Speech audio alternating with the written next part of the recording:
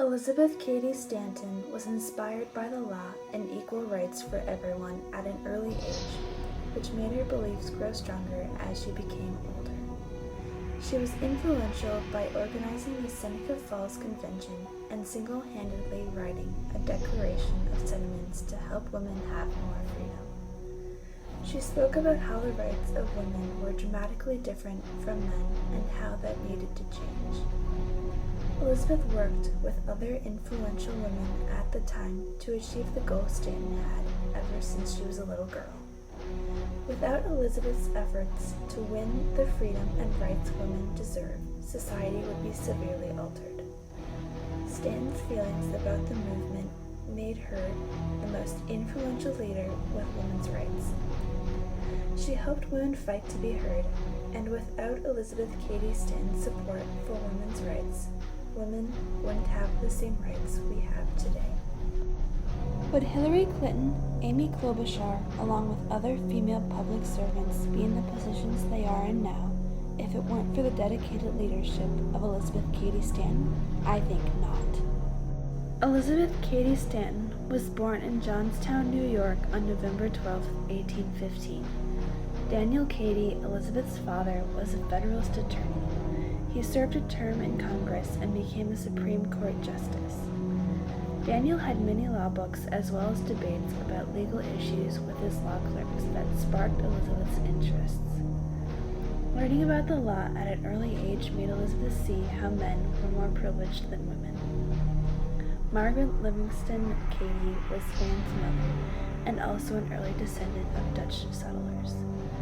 Margaret became depressed from losing many children, so most motherly duties fell to Elizabeth, Elizabeth's sister Tryphena, and her sister's husband, Edward Bayard. Edward helped Elizabeth understand the legal system and became more interested in it. Elizabeth studied many languages, math, and science in Johnstown Academy until she was 16. Later, she enrolled in Troy Female Seminary, which was named Emma Willard School in honor of the founder, Anne Stanton. Stanton met the Lucretia Mott, who was a Quaker minister, feminist, and abolitionist in London, England. They became allies willing to debate about how women should be denied participation in the government even if they were nominated to serve as delegates. In 1848, Stanton worked with Lucretia Mott, Martha Coffin Wright, and over 300 people that went to the Seneca Falls Convention.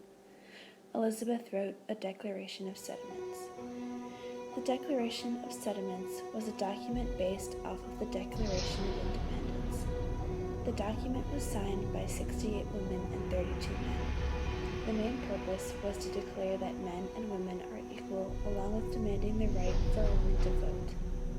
This passed, but also created controversy among the people about what rights should women be allowed to have. Much of the support was from Frederick Douglass and many other people that attended the convention.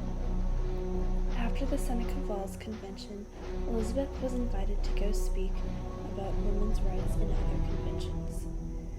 In 1851, Stanton met Susan B. Anthony. They started to do work with women's suffrage and the temperance movement. It was Elizabeth's and Susan's goal that after women gained the right to vote in every state, that they would reduce the amount of people being drunk. They soon went back to focusing on women's rights. Susan B. Anthony and Elizabeth Cady Stanton worked remarkably well for each other by having Stanton write the speeches and Anthony travel to different places expressing both of their views. On January 18, 1892, Stanton and Anthony went in front of Congress to discuss suffrage. Stanton spent almost 5 decades fighting for women's rights. On October 26, 1802, Elizabeth died. Her last accomplishments were being the author to the Women's Bible, 80 Years and More, along with pamphlets and articles about women's rights. By Stanton laying down the groundwork, women after her were able to build from her accomplishments. This made it possible for women to take control for what they believed in and make it happen. Determination is power.